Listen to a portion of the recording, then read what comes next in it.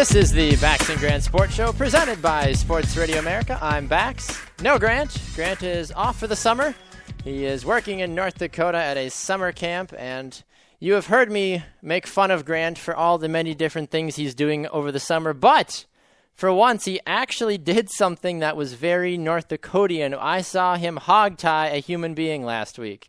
There was a video on Facebook. I kid you not. I know I've been joking about Grant, riding horses and shooting bow and arrows and teaching his son the ways of becoming a man, but I actually saw a video of Grant lasso a human being and hog-tie him on the ground. It was probably the greatest video I've ever seen. If any of you are Facebook friends with Grant, go and check it out on his profile. It is worth the 30 seconds, and he has solidified once and for all that he is keeping up the act that I continue to joke with him of actually doing while he's in North Dakota. So, Grant, we miss you. We hope you're doing well. We're looking forward to having you back in August, and we wish you and your wife and son all the best in North Dakota.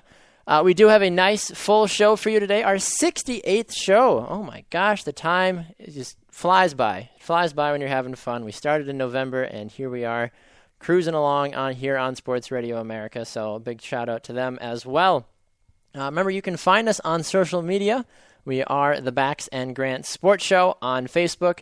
And then for Twitter and Snapchat and Instagram, you can add us at BG Sports Show. And then if you use the hashtag the Bax Grant Sports Show on Instagram, it will show up obviously under Instagram for the hashtag, but it will also show up in terms of the picture or the video will show up on our show page on sportsradioamerica.com as well. So show us your sports pride. Show us how you listen to the show. We really, really want to hear from you, the listeners, on social media. Remember, BG Sports Show on Twitter, Snapchat, and Instagram, and then Facebook, the Bax Grant Sports Show as well. For those of you listening to us, obviously, we are very grateful for your listenership. You can listen to us on Monday nights on Sports Radio America from 7 to 10 Eastern on sportsradioamerica.com. Live 365 and tune in. Then you can listen to us on demand anytime you want on Spreaker.com and iHeartRadio, and you can download our podcast on iTunes as well. A lot of great stuff coming up for you today. Corey Plath is going to be joining the show, Joshua Thompson, Megan Landvatter, Zach Poppenfuss, and Connor Christensen. And I've even decided to bring back the hallowed game Name 5 as well. So we will be wrapping up the show with a rousing game of Name 5. Corey Plath is going to be playing for his first time on our show, and he is excited to do that. So with that being said, I would like to welcome in Corey Plath as we are going to get the talk going on the show about the FIFA Women's World Cup 2015. Corey, how are you, sir? I'm doing well. Thank you for having me on today. You're welcome. The Women's World Cup, Corey, the reason we're talking about it is because Grant is not here, because Grant is not a soccer fan. He says he is, but he's not because he doesn't follow soccer. He's one of those 4-year soccer fans where it's like, oh, we're playing in a World Cup. I should cheer again. Woo! Go USA. Nationalistic pride. Yeah, I mean, which I can understand, but at the same time, come on. Have a little bit more of a heart. MLS continues to grow. The women are in the semifinals for the FIFA Women's World Cup. I feel like you could show a little bit more love for the game of soccer. Yeah, and there's things outside of the U.S. too. Yeah. You got the Premier League. Exactly. La Liga. Liga MX. The Bundesliga? Yeah. Yeah, come on. There's so many teams to follow. Exactly. There's way more teams than hockey teams. Grant's a big hockey fan, in case you didn't know. I think I heard that once or twice. Twice. Yeah, exactly. But anyway, Corey, for the listening audience, give them a little background about you in terms of your soccer background and why you are qualified to be here to talk about soccer. Well, long story short, I've been playing for many, many years, about 15 plus years, and I've been anywhere from grade school to high school, played a lot of defense, midfield, some goalie, and due to injury didn't pursue it in college. But been following soccer my entire life, and hope to continue to follow it and find more teams to enjoy in the future. Okay. Well, do you have a favorite MLS team? Not currently. I just do a well-rounded view of MLS, but was excited to hear that that Minnesota finally got accepted into the MLS. Minnesota United FC will be their official title. Although I do find it funny that they ended up selling their best player, Miguel Ibarra, to Club Leon. He was going to kind of be that focal point of the media attention in terms of, that player that the team will rally around as their first big signing, and they sell him. Yeah. Well, money talks, I guess. But anyway, the Women's World Cup, Corey, is in the semifinals. I feel like this tournament started yesterday, and already it is in the final stages of excitement.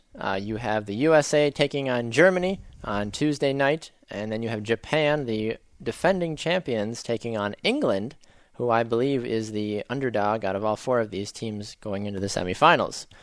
Now, looking at the Japan-England game, Corey, what do you like about this game, and who do you think will take the victory?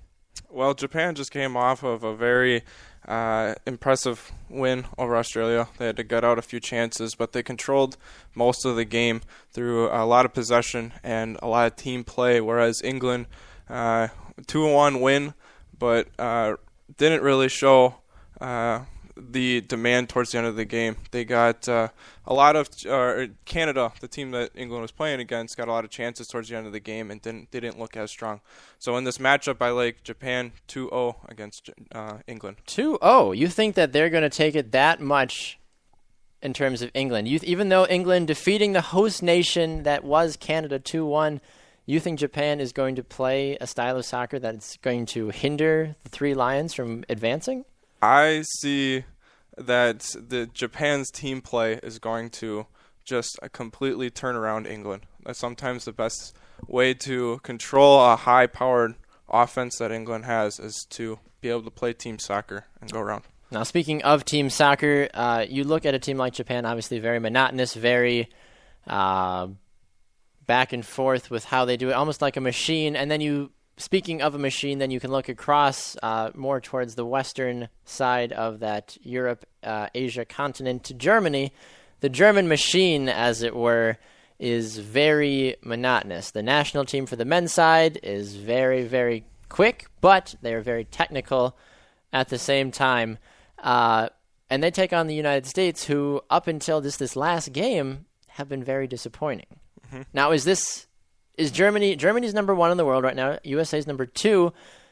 Is it going to be a Germany-Japan final, I guess? Let's just be very honest with this. Or does the U.S. have what it takes to finally get to a World Cup final again, but actually do good to be that in order to beat a Germany team to get there?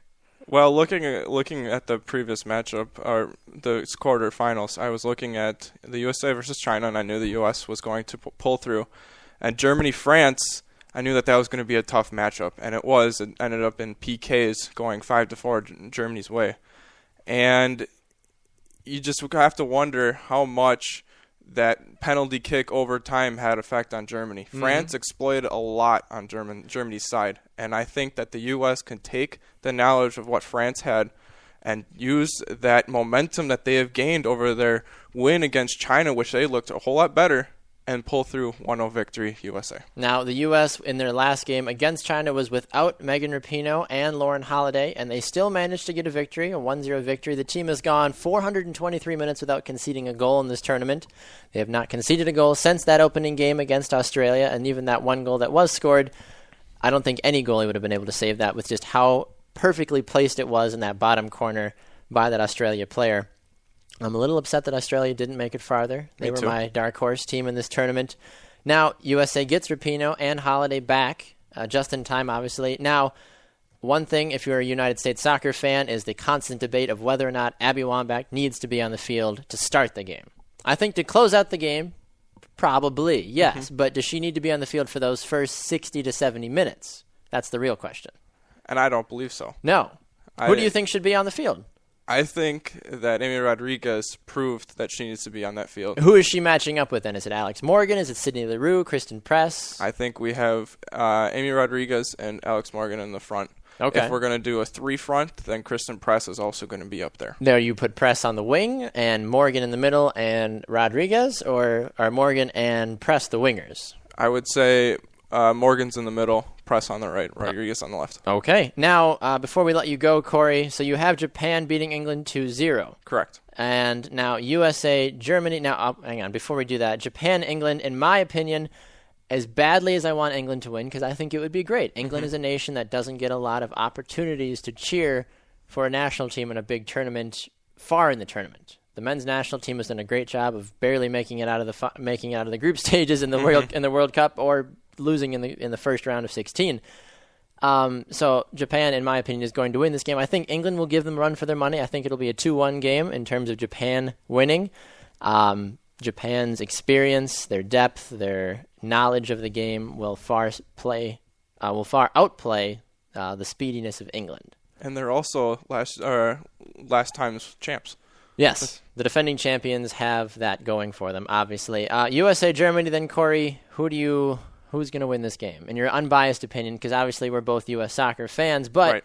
Taking off the U.S. red, white, and blue glasses for a moment and just looking at it from a soccer-specific, unbiased perspective, who wins this game? Well, the U.S. has progressed each game so that they're gaining more momentum and they're showing an increasingly more dynamic offensive threat. And with that, and Germany showing some weaknesses in that back line in which they look like a machine, I say the U.S. wins 1-0. The U.S. wins 1-0, according to Corey Plath. Well, I think this game's going to be more of a barn burner instead of just a 1-0 monotonous back-and-forth game. I like the U.S. winning this game. Why not 3-2? Let's give the fans something to cheer for. It'll be back and forth, and then Abby Wambach's going to work her magic in the late end to score a game-winning goal. Anyway, Corey, thank you so much for stopping by, chatting about the FIFA Women's World Cup. We'll make sure to have you on next week to talk about the final, because it'll be over by this time next week. So it'll be a shame. I'll be weeping in a corner somewhere. But anyway, he's Corey Plath. Thank you so much for stopping by, Corey. We'll see you later on in the show. You're going to be back to play Name 5. You're excited to play. We'll see. Connor Christensen's a big fan of the game, too, so we'll see if he's able to take you. Maybe Zach Poppenfuss will play, too. If maybe not, maybe I'll play. Everybody will play. Why not? Anyway, thanks so much for stopping by, Corey. Have a good rest of your day. All right, we're going to go to a quick break. When we come back, we're going to be chatting about the NBA draft with Joshua Thompson, the senior writer for Sidelines.com, and then Fansided.com's Megan Landvatter is going to join us to talk about Wisconsin natives Frank Kaminsky and Sam Decker and their potential future in the NBA. This is the Bax and Grant Sports Show presented by Sports Radio America. Don't go anywhere.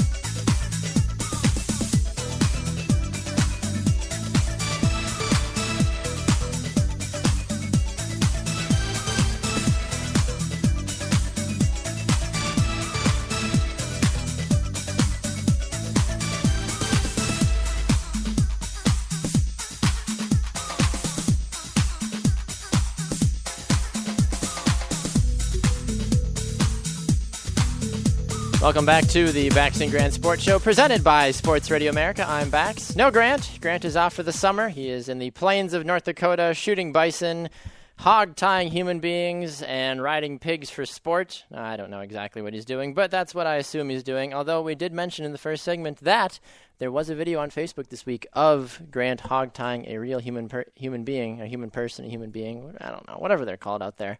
They do it differently in North Dakota. But Grant, I'm sure, will be using that on his son Liam if he ever decides to misbehave when he's older. He'll hog tie him in the front yard, teach him a lesson, hang him up by a tree, and be like, listen here, son, you disrespect me again. Smack him right there. Anyway, I don't know why we go on tangents like this, but we do. That's what happens on the show. Before we bring in our NBA draft expert, Joshua Thompson from SidelinesApp.com, I want to take a moment to make an exciting announcement. Along with last week when we announced that the ABA has a new home at sportsradioamerica.com, and there'll be a Game of the Week broadcast coming up on July 11th. There will be a live show. Myself and Zach Poppenfuss and potentially David Kenyon as well will be down in Indianapolis doing a live broadcast from the ABA conference. We'll be having coaches and players and owners and stray cats on the show. I don't know, whoever we can find. But we're excited for that, and you're definitely not going to want to miss that. July 11th, I have no idea what time it's going to be yet. As soon as I know, I will let you know. So stay tuned to social media and all other platforms of that nature. But anyway, speaking of the ABA and basketball, we'd like to bring in the senior writer from SidelinesApp.com, Mr. Joshua Thompson, to talk about the 2015 NBA Draft. Joshua, how are you, sir? Doing fine. I'm glad I'm not Liam there getting tied up by a tree. I can tell you that much. Yeah, no, I don't think anybody would want to get tied up in a tree by Grant, honestly. So it's probably that's a safe thing. That's a good thing you're on the West Coast and Grant is in the Midwest.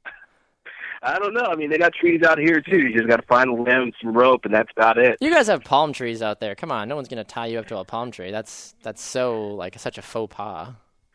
The sun does some crazy things to people. That's true. That's very true. Being from Florida, I'm well aware of the sun doing crazy things to a person. Speaking of craziness to a person, there was some craziness in the NBA draft, Josh. Give us some of your, before we get to the winners, I'm curious to know some of your losers of this NBA draft in terms of picks that make you scratch your head and like go, what? Why would you do that? And other picks as a whole that you're just like, I honestly have no idea what's going on with the NBA or this team for that matter. Well, the good thing about this past draft is that there wasn't a lot of really bottomed-out poor picks. This was a really heavy draft with a lot of talent involved in it. So teams were actually easily able to pick from anywhere and wouldn't have made a wrong move. But there were some question marks I had to leave. There were a couple of losers if I had to pick some. It wasn't too big, but the Spurs, in my opinion, were one of the big losers. And really? Because I've been hearing different opinions about that, but I'm curious. Exactly. Continue. It's not so much about that they lost out on anything. It's that it's more about all the free agency deals. So keep in mind that a lot of teams were making moves for free agency. Yes. Spurs, they decided to play it really safe this time around. Go with a couple centers. And to be completely honest, I think that, if they really wanted to try to make a splash during the draft, they would have, but they're making that free agency deal to try to get L.A. on over to San Antonio, which, of course, they're hoping that might happen. Rumors are saying that might happen. So yes. It's more of not that they lost in the draft, is that they lost out on an opportunity to make a big splash.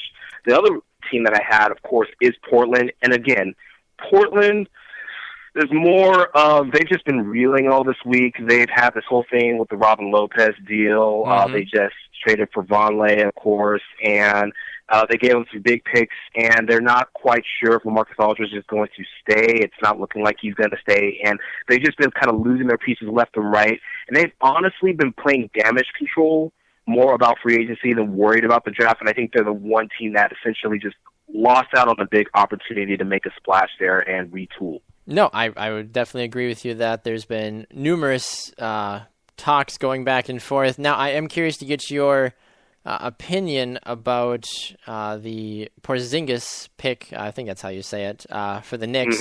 The fans weren't too thrilled about it, but Phil Jackson, it's hard to argue against his resume and what he's done in the league. Give us your reaction to that selection by the Knicks.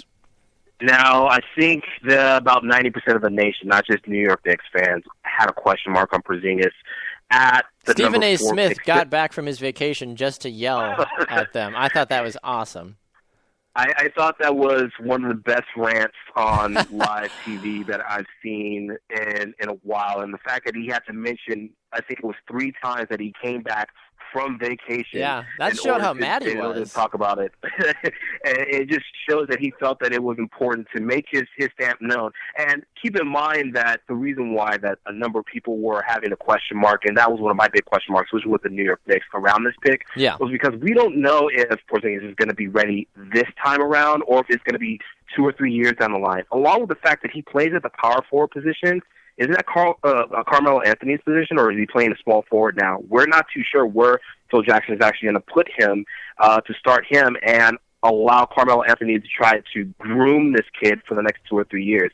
Everyone's saying 2 or 3 years, next Dirk Nowitzki. let's wait and see. But I'm not just sure. Just because he's got a PJ weird last name doesn't mean he's going to be the next Dirk Nowitzki, I feel like.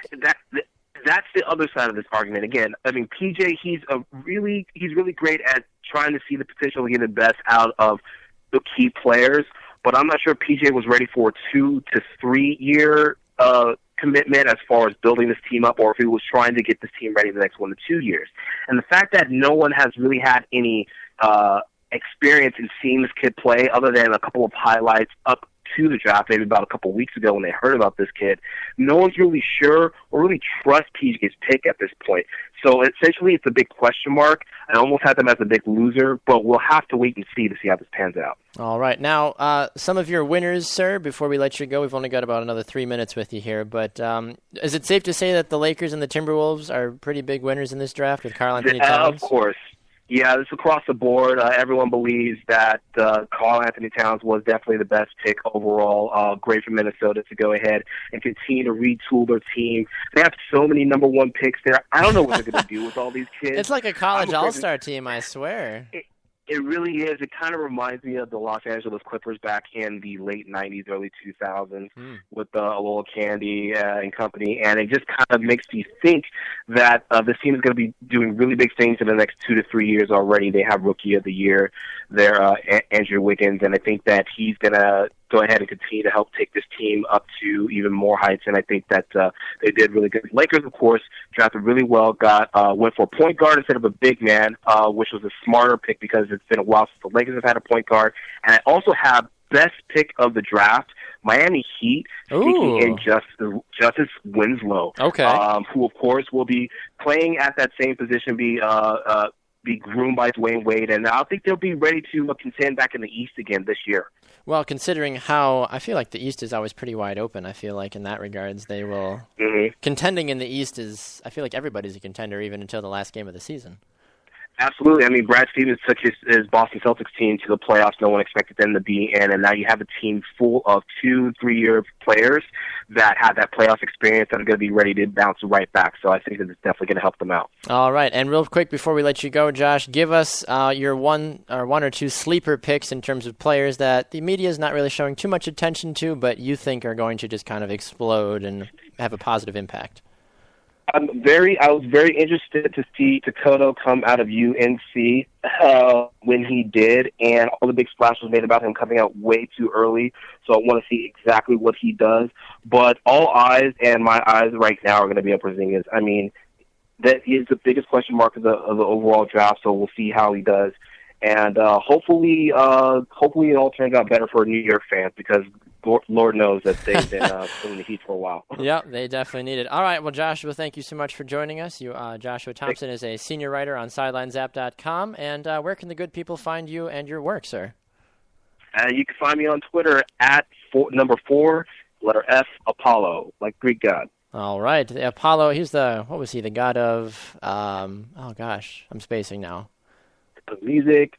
God of Sun, all great things, happiness. That's right. God of Sun, music, happiness. It's what you bring to my life, Joshua. You bring all of those things to my life. So, all right. Thank you so much for your time, sir. We appreciate it. And as NBA free agency continues to get crazier, I'm sure we'll be in talks again soon, sir. Absolutely. Thanks for having me on. Anytime. Have a good one. All right. Well, Joshua Thompson from SidelineZap.com. Always a pleasure to speak with him.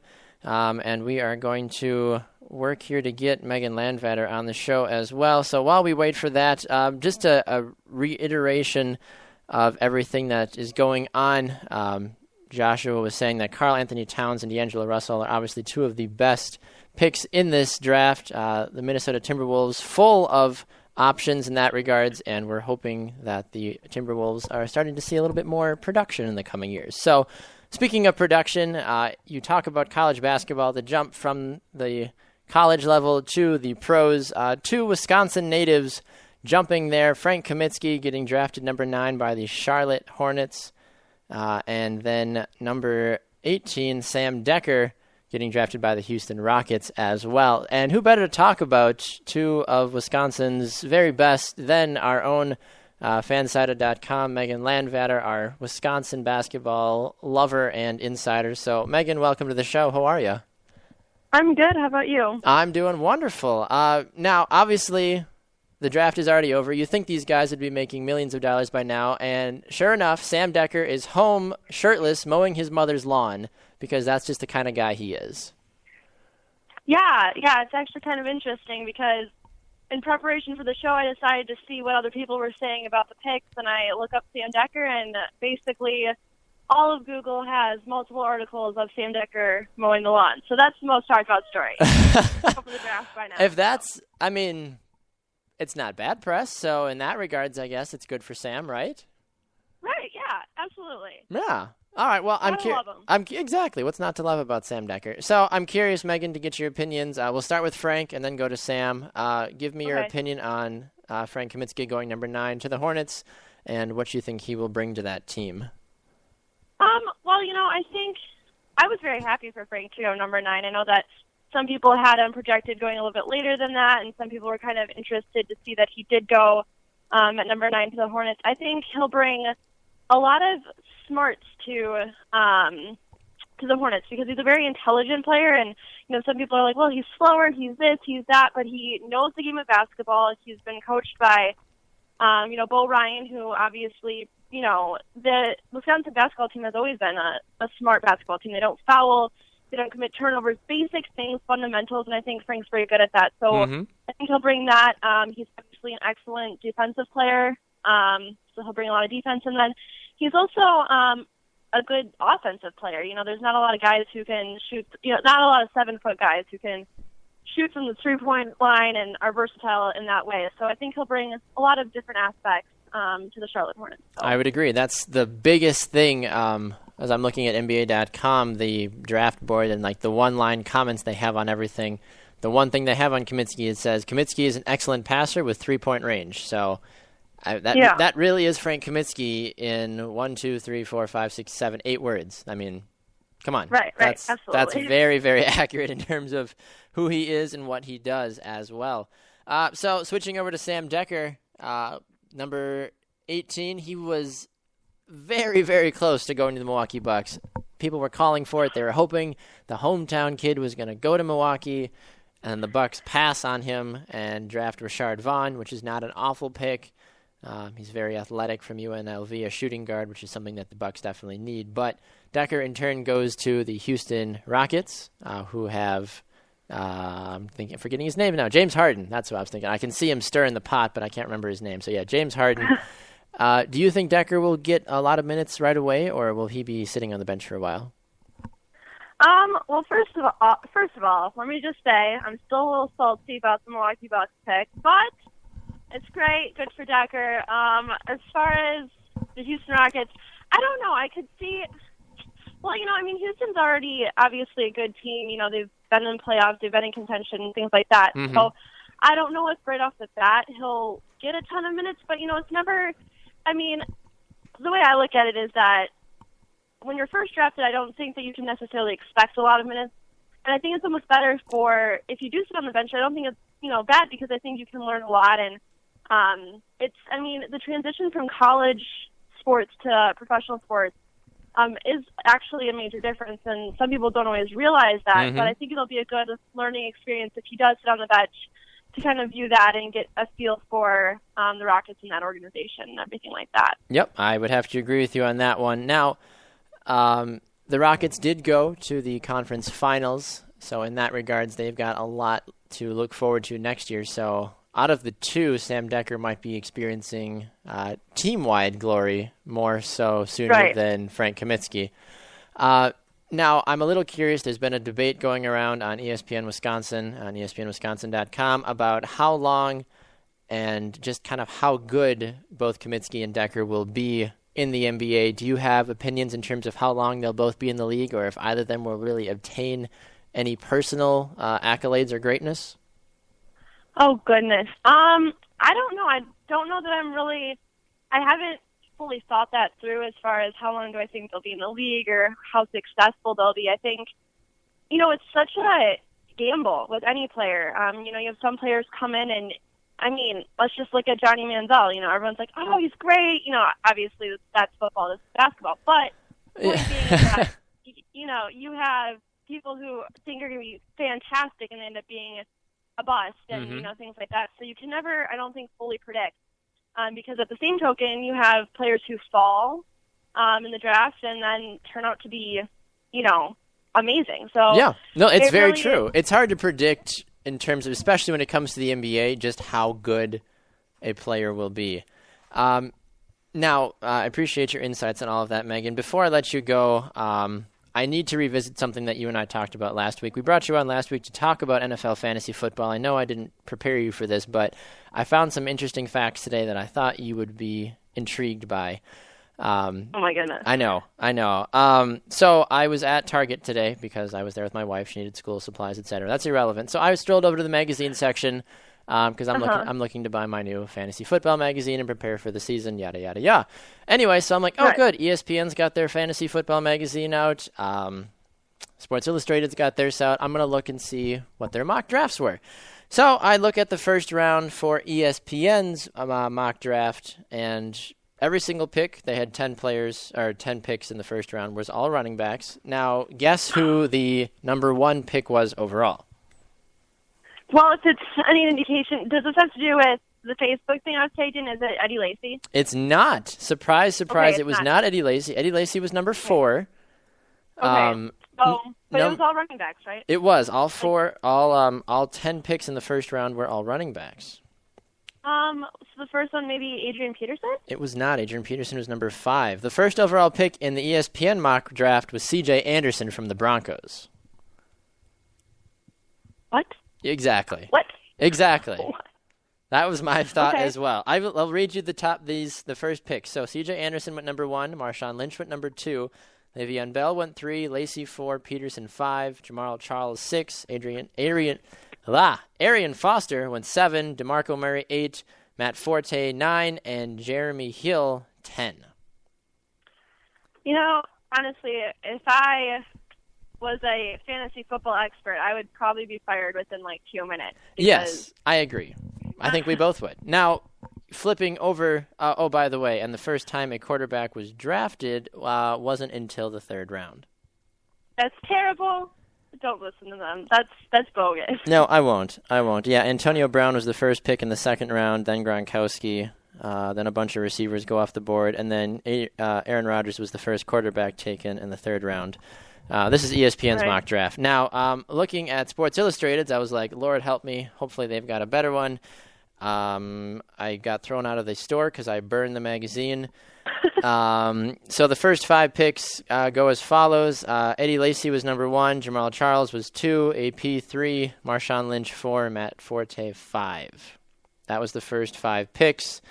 And then it concluded with Antonio Brown, Le'Veon Bell, LaShawn McCoy, Odell Beckham, Des Bryant, DeMarco Murray, and Arian Foster. That's how the first round wound up. The first quarterback taken in this draft in Sports Illustrated was Andrew Luck. All right. So, Okay. Well, I don't know if it was a snake draft because Aaron Rodgers and Andrew Luck went back to back. Okay. Well, we'll assume it was a snake draft. So Rodgers went first, then Luck, and then Russell Wilson was the next QB drafted after that. So yeah, I've lost all hope and faith in humanity. But anyway, I just thought you, of all people, would appreciate that nonsense. Oh, yeah. I have no words. Really. No, not many people usually do when it comes to that And craziness. honestly, when you're writing those articles, I just feel like, wouldn't you want to be the person who, I don't know, does something crazy and drafts a quarterback? Why do you all I know. make a bold prediction? Come on. See, this is why I'm really looking forward to the Max and Grant Sports Show Fantasy Football League this year, because I feel like we're going to just pretty much draft all quarterbacks, and then Connor's going to draft AP, and that's pretty much how it's going to go. But we got to let you go, unfortunately, Megan. We got to move along with the show, but Megan Landvatter is a writer about all things, usually Wisconsin, on fansided.com, especially dairylandexpress.com. Check it out. Where can they find you on Twitter, Megan? They can find me at LawnVotter812. I will be ranting about fantasy football, so that'll be for your enjoyment. I can't wait to read your rants. All right, thank you so much, Megan Landvatter, for joining us. Enjoy your weekend, ma'am. All right, you as well. Thank you Bye. much. All right, that was Megan Landvatter of fansided.com. We're going to go to a break because, Lord help me, I need to throw a chair or pour myself a drink or do something. I don't know what it is, but I need a break for a moment. to recover from all this freaking fantasy football stuff. When we come back, Connor Christensen's in studio to give us his fight corner and health tip. This is the Bax and Grant Sports Show presented by Sports Radio America. Don't go anywhere.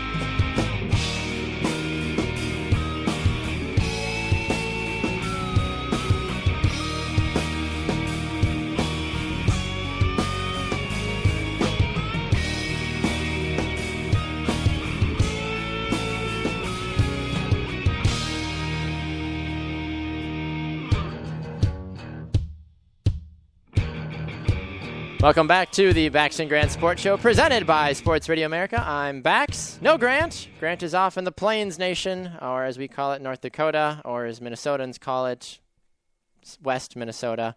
It's pretty much all the same, in all honesty. Sure it is. It is. Don't even. There's Minnesota fans in the studio, and they're like, we don't do that. Just humor me. It's radio, for God's sakes. I can't get a single. This is a tough audience. Anyway, Grant, we miss you. I have yet to get that homing pigeon back from you after I texted you what's up. So I Pony Expressed him last week, as you all know, because he carrier pigeoned me, hey, and I said, what's up, back, Pony Express. So now I'm waiting to hear back from him. Maybe he'll send a seeing eye dog. Maybe he'll send Lassie. Maybe Lassie will come barking for him. Maybe like, what's that, boy? Grant stuck in the ravine? What's that? Oh, no. Send help. I don't know. Anyway, Grant, we miss you. Get back soon because I'm losing my mind without you. Anyway, it's that time of the show where we bring in Connor Christensen as he is going to be talking about his fitness tip and his fight corner. So, Connor, welcome to the show. How are you doing, sir? Good. How are you doing? Oh, wonderful, wonderful, wonderful. And I would save Grant if he was stuck in a ravine. So. Oh, thank you. What's that, boy? Oh, Connor's on his way. I can see you like in jeans and a vest, a leathered vest, like hopping on a horse, like assless chap, something. I don't know. Yeah, exactly. Probably not. Probably not. No. It's not your style? Not really my style. Show off for the ladies. I mean, I can show off. He works out, ladies. He works out. That's why he's going to give us his fitness tip. So, Connor, what do you got for us today? My fitness tip today is to it goes along with dieting today. Oh, dieting. Okay. Yes, Last week you were talking about eating in. Yes, I talked about eating at home, and we called you a hypocrite because you brought food from you brought takeout home. Yeah, well, you know what? So we ate in. We did. We ate in. We did. But you brought fast food. But hey. You didn't have to call me out on that. I'm right? Just refreshing the viewers' minds that maybe weren't listening. Yeah, well, I have nothing for that. That's fair. Anyway, so my fitness tip last week was eat in, and if you do eat out, get half of it to go, because that will decrease. That's what my grandma does. Yeah, it's fun fact. Yeah, it's a good thing. Keep the portion size down so you don't eat as much. Indeed. Yes. So my fitness tip today goes along with that, and I am going to talk about some choices you can make that are better choices for you than other choices. So, what to drink when you eat in with your family? Rum and Coke. Nope. We're gonna pina coladas. No. Orange juice. Okay. All right. We're good mixed with white wine. No. Dang it. No. But I mean, every once in a while, coffee sure. and Kahlua. If you're of age, of course. Of course. For all the people out there who are not of age, don't drink. It's bad for you. Anyway, moving on. Another thing is just plain old water. It is one of the best things that you can drink. Obviously, we can't live without it, so obviously we should be drinking it more and more. I think they say 6 to 8 cups a day. Challenge accepted. There you go. Drink 6 to 8 bottles of water a day. My Fitbit actually great. helps me track how much water I drink. There you go. Get a So, Fitbit. Yeah. For all you listeners out there without a Fitbit. Fitbit I don't stuff. have a Fitbit. So. I have one. It's wonderful. Well, obviously, because Yeah. you just... Anyway, moving on. Drink plenty of water. Also, multivitamins are great for you. They're full of B vitamins, which help your metabolism work properly. And they are also great for other things. If you are pregnant, B vitamins are amazing. What if you're not pregnant and B you're a vitamins man? are still amazing. I already Okay. said that. Okay. So if you I'm just making sure. were you listening? You Probably weren't. not. You no. weren't listening. No. I'm listening. You're on your computer. I'm like, doing things for the okay, I'm show just gonna... while I'm listening Oh to you. yeah, of course. For the fans out there, he doesn't listen to me. I don't know why he keeps bringing me on. He doesn't even listen. What? No, Exactly. No, that is my fitness tip today. Health and fitness is to drink plenty of water and take a multivitamin. Oh, all right. Yes. Yes, Quite. Now, curiosity usually kills the cat, but in my opinion, I'm curious to know. I've heard mixed reviews about the pill vitamins and then taking like the powder version of a vitamin because, it reaches your bloodstream faster, etc. Do you have a preference? Do you have a scientific proven method that one of these works better? Well, I mean, not entirely. It doesn't really. I personally am. I mean, you can do either, and it'll work. The thing is, the saying that the powder gets to your bloodstream faster is, I guess it would be technically true. I haven't looked this up, so this is going off of just my own knowledge here. I would think that the powder would be mixed with water, and then that would make it go through your digestive system faster, as where the pill has to be broken down by your stomach, and then it would go through and be utilized by your bloodstream and everything else and spread throughout your body. So I would think that the powder would be faster. Indeed. If it's better or not, just because something works faster doesn't mean that the other way doesn't work. So, I mean, I don't think it'll kill you to do one or the other. To say the powder's amazing and the pill sucks, that's not. I wouldn't. No, that's ridiculous. Well, you failed me. Anyway, that's fine. I'm curious. All Why right. are you pro powder over here? No, I just was curious because I've heard mixed reviews because my mom does powdered versions of medicine for painkillers. Okay. See that? I mean, for a painkiller, you want the pain gone as quickly as possible. Yes. So that would make sense then for Yes. why you would take a powder version of that. But Yeah. for a vitamin, you're just trying to bolster your immune system. Mm-hmm. So and other things that vitamins do. Of course. So you can take it pill and it doesn't really matter. But I can see that for a painkiller. It freaked makes me out sense. the first time I was home because I hadn't been home for a semester, and she was like, "I'm like, I've got a headache." She's like, "Go in the cabinet. There's there." I'm like, pull out the package, and I'm like, "It's this white powder in a very fine little pouch." I'm like, "Mom, what kind of painkillers you giving me here?" She's like, "Stop." I'm like, "But do a line. Would you that's look all. at That's it?" what she was telling me Yeah. to do a line. Do a line of ibuprofen. Yeah. It's good stuff. I felt fine. It was great. It was. So am I right? You mix that with water and drink it, or what do you? No, you just toss it straight you down, snort basically. It down, or no, what? you don't snort it. Good Lord, I'm you don't take a kidding. little knife and no. It's like a little, It's like a pixie pack. stick. Yeah, it's Like basically a pixie You stick. pixie stick it and then water. Okay, That's what I did. Fair enough. Yeah, because it's just like on your tongue. You're just like, Yeah, I can yeah, imagine. it's nasty. Yeah, Anyway, pills are better. yes. Okay. Wow. Anyway, so your fight corner. My fight corner for this week. UFC Fight Night 70 just happened Woo! on Saturday. I almost bought you the UFC magazine today. I was very close. I would have liked that. I know. Yeah, you let me down. I was very close. The wife. Well, yeah. Unfortunately, UFC Fight Night 70 was kind of boring. Boo. One Then why are you thing, talking about it? because there were points. Okay. There were points. Okay. Lyoto Machida versus Yoel Romero was the Yoel. it's spelled Yoel. I thought it was like Joel. I'm like, you can say it's Joel. It's not Joel though. Yoel. Yoel. No. Yoel Romeo. Yoel Romeo. What? Yoel Romeo. I can see it. Oh yes. man. No. So I'll just call him Romeo. Well, far out there, Romeo. Machida versus Romeo was the main event. Sounds like a And- mariachi square off. In this corner, El Romeo. Not exactly. Yes, sir. All right, I'm done. So if we look at these two fighters, we see that Machida is 1 year younger, has a much bigger UFC career. He has a record of 22 wins, 7 losses. Oh, okay. To Romeo's 10-1. Before the fight, it was 22-2 6 and 9 to 1, giving it away that Romeo defeated Machida. Now, in my research, I was looking up. Oh my goodness! Would you just quit it? I feel like Telemundo UFC would be awesome. Knockout, Romeo. What is knockout in Spanish? I have no idea. Exactly. Somebody Google it. Yeah. Siga. Go! No, Enrique. It is not soccer. No goal. Sorry. Anyway, I'm done. Okay, are you done? Oh my goodness! So I was looking up what the predictions were going into the fight. Indeed, the Vegas line you're saying, or what? No, I looked at the Bloody Elbow, and also Fox Sports. Indeed. And the Bloody Elbow had their staff of UFC people talk about who they thought would win, and it was not split very well. Are they more reliable than the fantasy football experts? Well, I will say yes, because 2/3 picked Romeo to win. Okay. And then the Fox Sports also picked Romeo to win. And it was hard because Machida's coming off of, he just lost a couple months ago, and then he was trying to get right back into a winning streak. So he waited a couple months and then got back right back into a fight. Okay. And that can be very tough for a fighter who is... It's very demanding. It is, extremely demanding.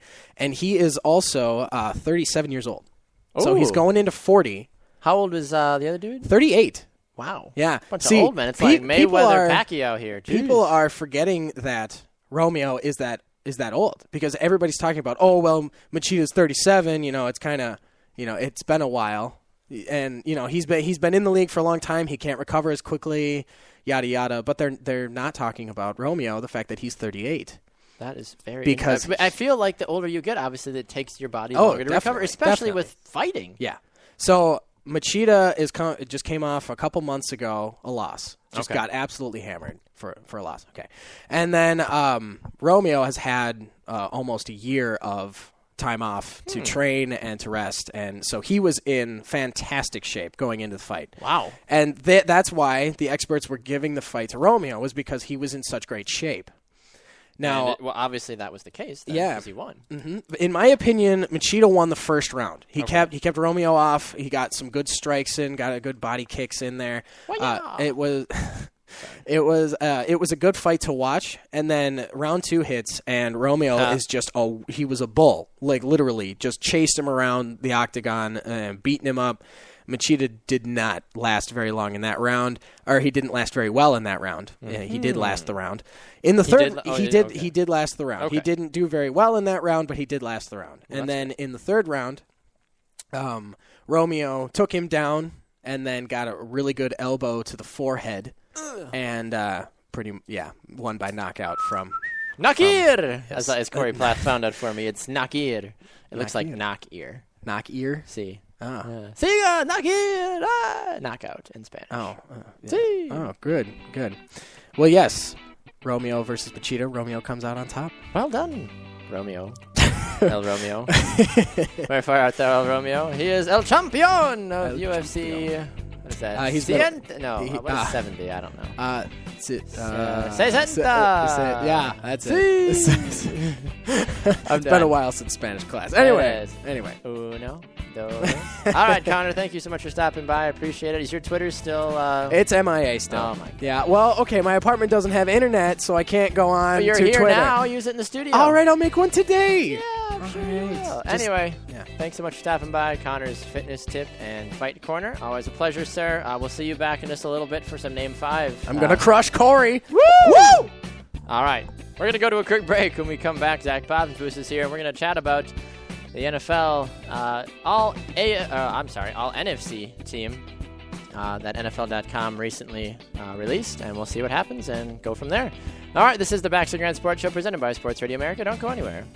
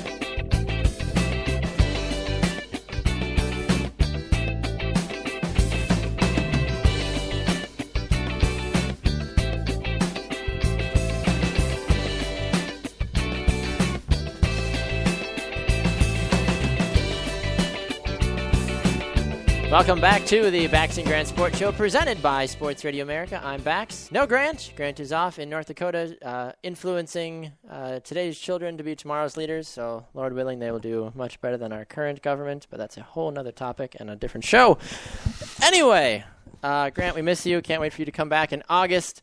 A lot of fun stuff that's going to be happening. First time you're hearing it, I was going to make a more formal announcement on social media, but I'm going to just do it here on the show.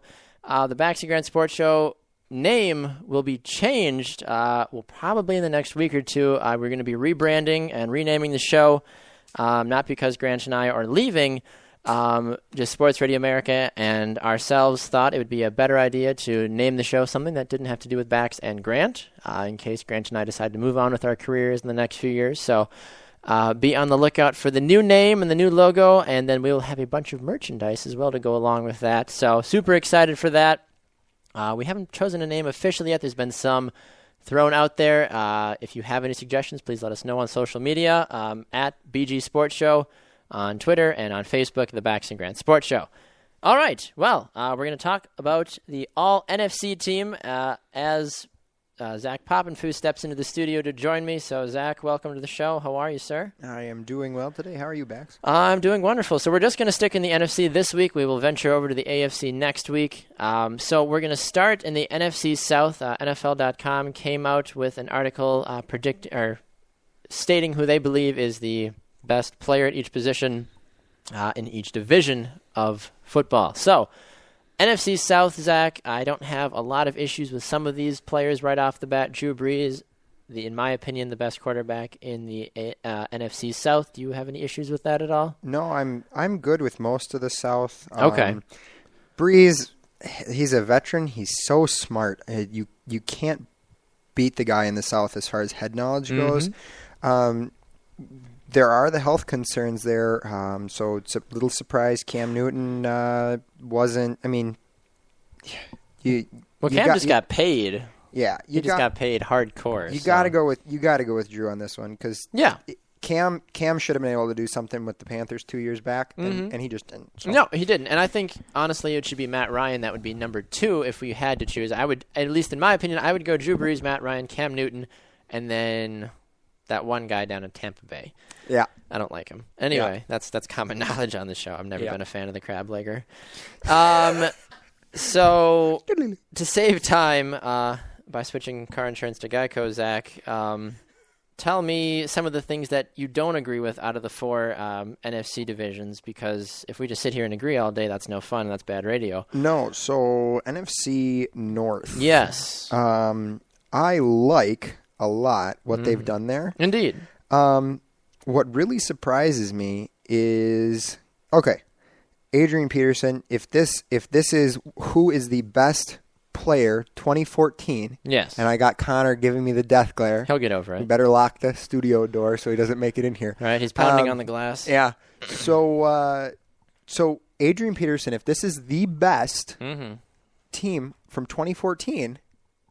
Adrian Peterson can't be on this list. No, because it's not fair to the other. It's not fair to Matt Forte and Adrian Peterson and whoever the Lions decide to start this year. But even then, the Lions running back wouldn't even count anyway. No, and I definitely think Eddie Lacy or Matt Forte should have been considered. I think Forte should have been the pick. Forte would have been the pick because he was dominant this year, and being a non-Bears fan, that's kind of hard to say. It is, but it's the truth. It is. I would rather Matt Forte over Eddie Lacy. You can crucify me for being that as a Packers fan, but it doesn't make any sense. Unless Eddie Lacy can start to get some of the... But he's the best running back for fantasy football this year, Zach.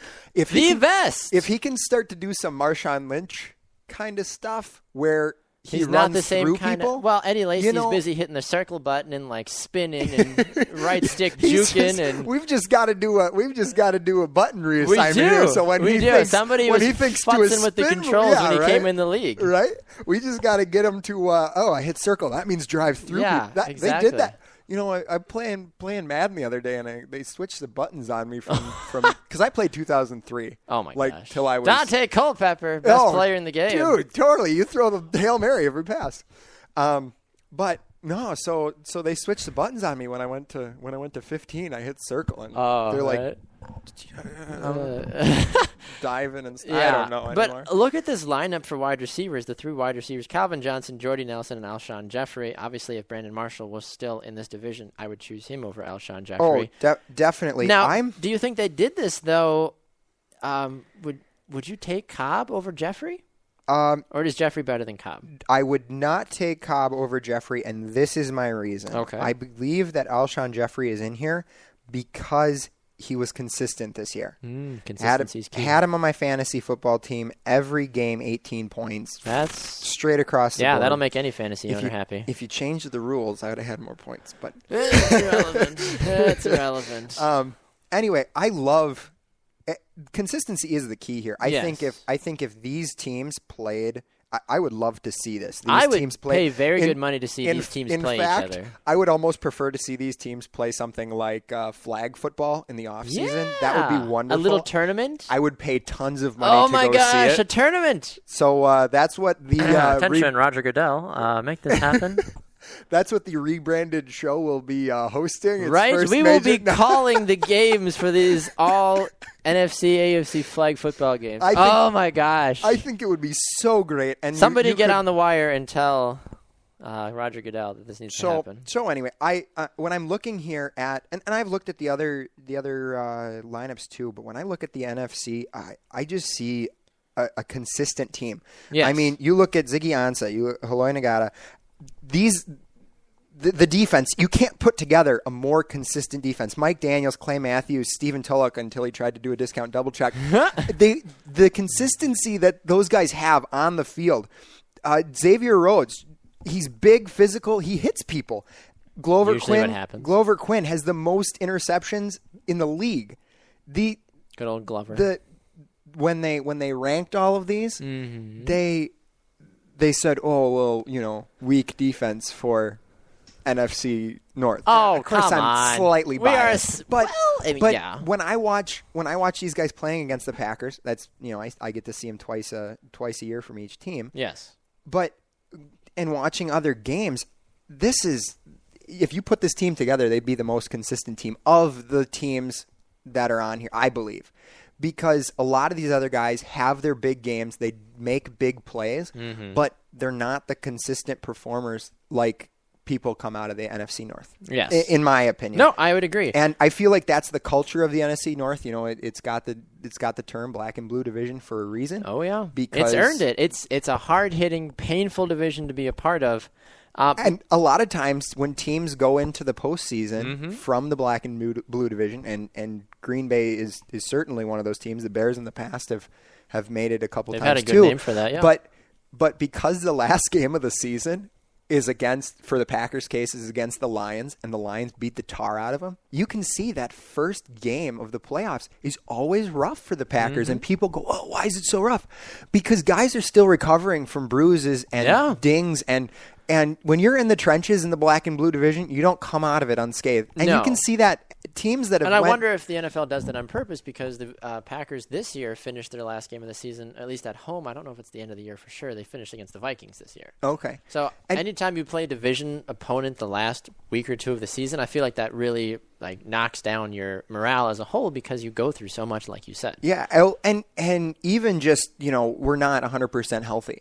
There are other, obviously anytime you're playing a divisional game, you're playing harder just because it means more. You've got that feeling there, but kind of to jump back on topic, I think the one that didn't surprise me but surprised me was NFC East. The one that was my biggest surprise was Deshaun Jackson. Yeah, and they really don't have a lot of talent in the NFC East, though, in terms of wide receivers. In terms of teams as a whole. When I looked for another wide receiver, I realized why he's on this list because wide receivers have been leaving the NFC East faster than you can. But Odell Beckham, though, is such a great wide receiver. Oh yeah, give it a year or two, he'll be getting out of Dodge. I read an article about Odell Beckham. Okay. And the whole time I was reading it, I was laughing because I was like, Baxter would love this article. They just could not say enough good things about him. I'm sure they couldn't. People love to talk good about Odell Beckham. We'll see. We'll Yeah. see how he plays. We'll see. We'll see. We should honestly sit down. We should put a committee together and sit down and play out our tournament of these 4 NFC teams and these 4 AFC teams. That I'd would be be really curious to see. I would enjoy that. I would. We'll get a committee together. Baxter Grand Sports Show football committee's on it. All right. Probably be more flawed than a FIFA committee picking a World Cup bid. All right, Zach. Hey, we thanks. can do it on Madden. Exactly. Thanks for joining us, Zach. We'll see you back here in just a minute for a rousing game of Name 5. Always a pleasure, and we'll be talking AFC next week with you. So All right. make sure you all tune in for that. Sounds We're going to go one more break. When we come back, Zach, Corey, and Connor are going to duke it out for the new Name 5 title, the first of the summer. Will the rookie Corey be able to pull an upset against Zach and Connor? We'll find out that and much more to come. This is the Baxter Grand Sports Show presented by Sports Radio America.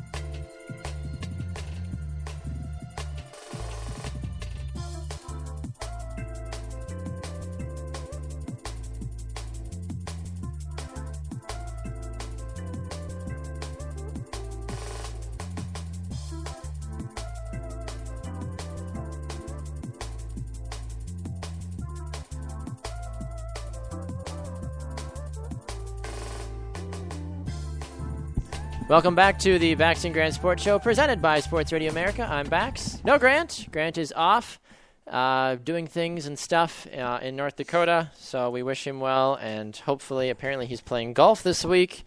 What else is he doing? He's shooting arrows. No, he's skeet shooting. He's playing soccer or kicking people where it hurts, and he is karate chopping blocks of cement in half with his bare hands. Thank you for the charade, Zach and Connor. All right, it is the summertime, and life is easy, and we are going to play our first round of Name 5. We haven't played it in quite a few weeks. We have Corey Plath, Connor Christensen, and Zach Poppenfuss. So this is Corey's first time playing the game. Corey, are you nervous? How you feeling? Pretty confident. Pretty confident. All right. Well, I will explain the way this game works to the listeners at home that don't know. The way it works is our contestants will be given a topic. So, for example, I would say something like name 5 NFL kickers. You would then have 10 seconds to name 5 NFL kickers. And then, let's say Corey names 4. He gets 1 point for each correct answer. And then it would go to Connor. Connor could not repeat any of the answers that Corey says, and it goes down the line as well. So Corey starts this round. Any questions? Are you good to go? I just hope it's not the kicker one. I wouldn't have given that one to you if it was an actual question. Oh, okay. All right, 10 seconds on the clock. Your first name 5, Corey, is name 5 sports movies. Go. Blindside, 42, Longest Yard. Time's up. Corey's got 3. All right, easy with the microphone there, boys. Good Lord. All right, Connor, you ready? I got this. All right, ready? Go. Rocky 2, Rocky 3, Rocky 4, Rocky 5. Time. There you go. 3 seconds. Well, that's how you do it. All right, Zach, you ready? Yep. And go. Mighty Ducks 1, Mighty Ducks 2, Mighty Ducks 3, The Sandlot 1, and The Sandlot 2. Boom! I love it. Corey, we're pretty good at this game. All right, Connor, we'll start the second round. Yeah. Oh, I thought it was Corey. No, it rotates Oh, my everyone. That way goodness. there's no chance of favoritism. All right. All right, yours, Connor, is name 5 NBA animal mascots. Go. Oh, you're kidding me. The Bulls, Timberwolves, the Bucks, the Hornets, and the Time. You got 4. what someone? Oh, No, you can't. I'll Gotta save it. All right, Zach, ready? And go. The Pelicans, the Hornets. It's already been said. He said it. Connor said Hornets. Keep going. You're wasting time. Oh, are there more animal Grizzlies? There you go. That's 2. Time's Maverick. up. All right, Corey. What an I don't know. Ready, Corey, and go. I don't remember any of them. Start firing them off. Clippers aren't. Lakers aren't. Spurs aren't. Time's up. I have no idea. Good round. What are any of them? Solid goose egg for Corey that round. Corey, you're not doing too well. Well, Connor's in the lead with 9. Zach's got 7. Corey's got 3. All right, Zach. All right. I'm not sure there are more animal mascots than what we named. We'll have to see. We'll find out. We'll send a committee for it. All right. Name 5 MLB teams. Go. 5 MLB teams: Brewers, Rockies, Giants, Dodgers, and the Braves. There you go. Well done. Corey. And go. Astros, Phillies, Nationals, Marlins. I don't know. Time. You got 4. I'm stuck on this. All right, Connor. Ready, go. Cubs, Twins, Red Sox, White Sox. Diamondbacks. There you go. That's Boom! 5. Oh man! I was like the Yankees, the most iconic franchise in baseball when history. when you have 10 seconds, it's hard. I know. It's hard All to right. think of stuff. Headset goes back to Corey. Of course it does. All right, Corey. You're not doing too hot so far. You have 7 points right now, Corey. Well, Connor has 14. Zach has 12. There should be a bonus when you hit 7 because So- 7's lucky. No. All right, your next one. Name 5 NBA present players. Go. James Harden, Durant, Westbrook, and Brandon Jennings. No more? James. Oh, I'm sorry. I was like, James James. Harden is one person. Okay, I'm so LeBron, sorry. James Thank you Harden. for clarifying. Sorry. You're fine. That's 5. Your first 5-pointer. Ding, Hey, ding, ding. Yeah. All right, Connor, ready? Hang on. So last names count, Go, right? yes. Okay. Curry. You already said LeBron James. Does Bryant still play? Is that a thing? That's a Okay, thing. we'll do that. I don't Time's know. up. It's like at a McDonald's. Do you still have a number? You still have the number 5? Yeah. Yeah, I'll take one of those. So Connor with a 2-pointer round. All right, Zach, ready? Go. Wade, Rose, Iguodala, Noah, and Time. I don't got that would another have one. been a key round to catch up. One. Last round. The scores going into the final round. Corey, our newbie, has 11. He's broken into double digits. Connor has 16. And Zach has 16. Oh man. Oh! Oh man. All right. Woo! An NFL question. Oh good. Your last round. Name 5 former NFL wide receivers. Go. Oh my goodness. Chris Carter, Randy Moss, Terrell Owens, Jerry Rice, goodness gracious. Time. Oh, he left the door open. Oh no. He left it open. All right, Zach. On your mark. Get set. This is for the game. Go. Rice, Sanders, I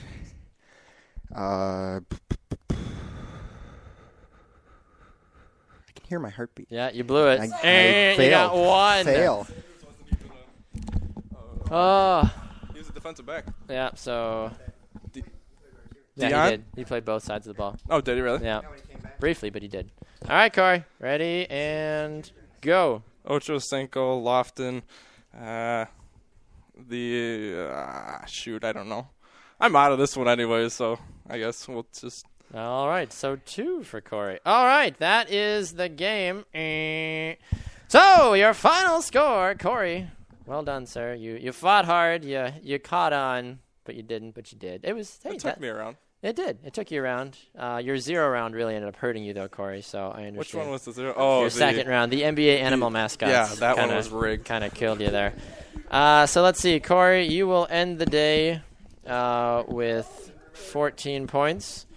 Connor will Zach will end with, let's see here, 12, 16, 17.